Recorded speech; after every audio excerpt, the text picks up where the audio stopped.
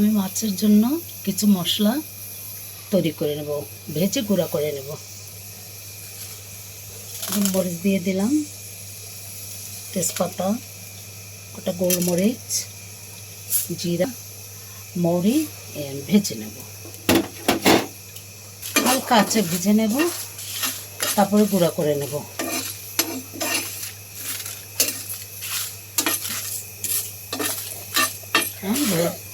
মশলাটা ভাজা হয়ে গেছে, এটা আমি ব্লেন্ডার করে গুঁড়া করে নেব।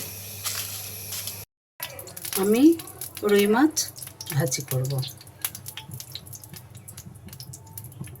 আমি প্রথমে লেবুর রস দিয়ে দিলাম রুই মাছটা। যদি কোনো মাছের যদি গন্ধও থাকে সেটা একদম ফ্রেশ থাকবে, একদম খুব সুন্দর। এটা নদীর মাছ, তারপর আমি এটা দিয়ে দিচ্ছি যে এটা তো টেস্টের মান বাড়িয়ে দেবে। লবণ দিয়ে দিচ্ছি, একটু হলুদ দিয়ে দিচ্ছি। এখন মেখে এটাকে আমি বসিয়ে দেবো। দিয়ে দিচ্ছি, মাছ দিয়ে দিলাম,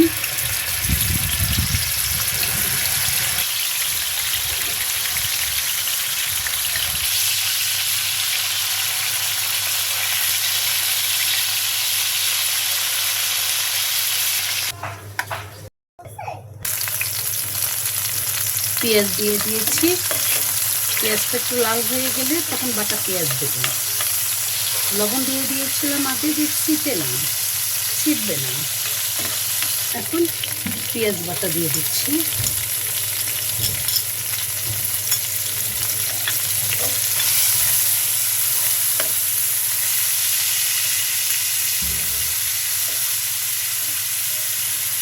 তেজপাতা দিয়ে দিলাম।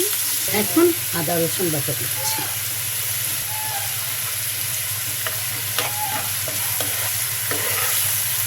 ধনিয়া গুঁড়ো দিচ্ছি,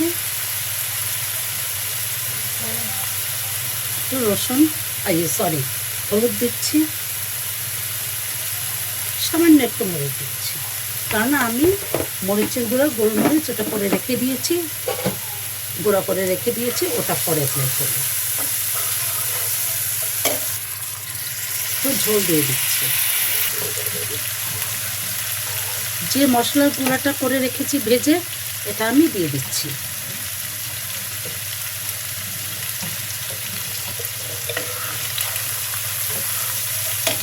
একটু গরম ঝোল দিয়ে দিচ্ছি, গরম পানি।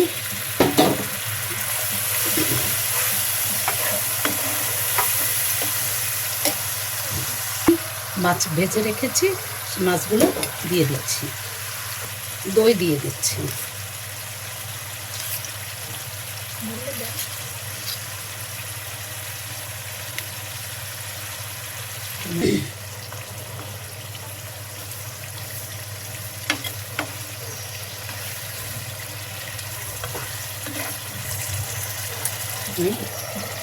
ঢেকে দিচ্ছি।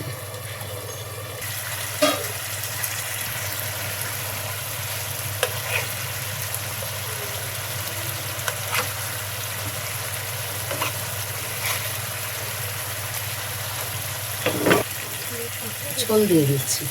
সবসময় একটু মাছ এবং বসে ঝোল, গরম ঝোল দেওয়ার চেষ্টা করবেন, দেখবেন অনেক স্বাদ বেড়ে যাবে।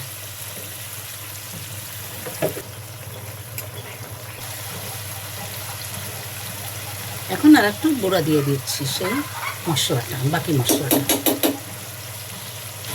আমার মাছ হয়ে গেল।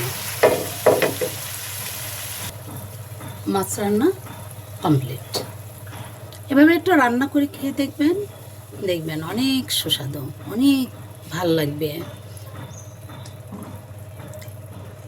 এক একটা জিনিস কত রকমের রান্না করা যায়, অনেক ধরনের রান্না করা যায়। ভালো থাকবে।